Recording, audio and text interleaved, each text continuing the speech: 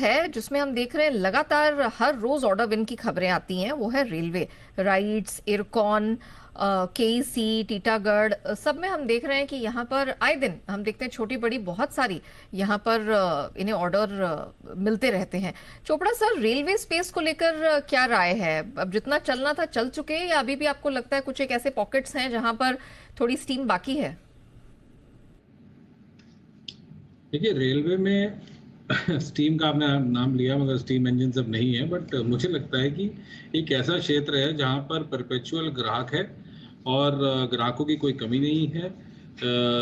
चाहे कोई भी रेल की कंपनी हो तो उसमें रेगुलर काम चलता रहता है, मेंटेनेंस चलती रहती है।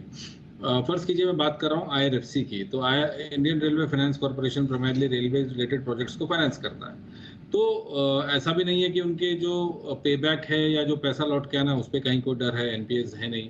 आईआरएफसी की जो ऑपरेशनल कॉस्ट है वो बहुत कम है, मतलब द लोएस्ट है। सेकेंडली, हमने बहुत ज़बरदस्त करेक्शन देखा है। सारे के सारे रेलवे स्टॉक्स लगभग आधे या 40% गिरे, आधे हो गए या 40% करेक्ट हो गए। तो पॉकेट्स में मुझे लगता है जैसे आईआरएफसी एक अच्छा स्टॉक मुझे लगता है, आईआरसीटीसी भी अच्छा लगता है। वहाँ पर मुझे तेजी लगती है। इसी प्रकार से आप आरवीएनएल अगर आप देखें तो रेल विकास है ये, इसमें आप निबलिंग करें। देखिए, ये वो समय नहीं है। लास्ट वीक अनिल जी ने मुझसे पूछा था कि आप भगवान करे आप तेजी में आ जाएं, और मैंने कहा था नहीं, मैं तेजी में नहीं हूँ, मैं अभी भी तेजी में नहीं हूँ। और मुझे लगता है कि थोड़ा बहुत करेक्शन अभी बाकी है। ये जो इम्पैक्ट है ट्रंप साहब की बातों का वो थोड़ा होना बाकी है। लेट्स सी किस तरीके से मार्केट्स पैन आउट होते हैं। मगर जब भी आपको एक लंबी रेस का घोड़ा पकड़ना होता है तो वो बॉटम पे आप पकड़ नहीं सकते।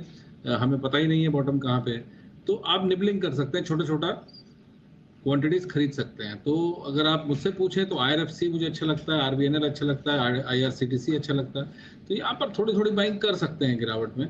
और ऐसा नहीं है रेलवे डाउन एंड आउट है या कभी आउट ऑफ फ्लेवर जाने वाला सेक्टर है। आज भी करोड़ों लोग रोज भारतीय रेल की सर्विसेज का इस्तेमाल करते हैं, और रेगुलर टिकट के भाव में या खाने के भाव में रेगुलर रिविजन हो रहा है। अब ऐसा नहीं है कि रेलवे लॉसेस कर रही है। लॉसेस कर रही है वो इनएफिशिएंसीज की वजह से और करप्शन की वजह से। मगर मेरा ये मानना है कि रेलवे एक बहुत अच्छा सेक्टर है, इसको एफिशिएंटली चलाया जाए तो इसमें सरकार बहुत अच्छा पैसा बना सकती है।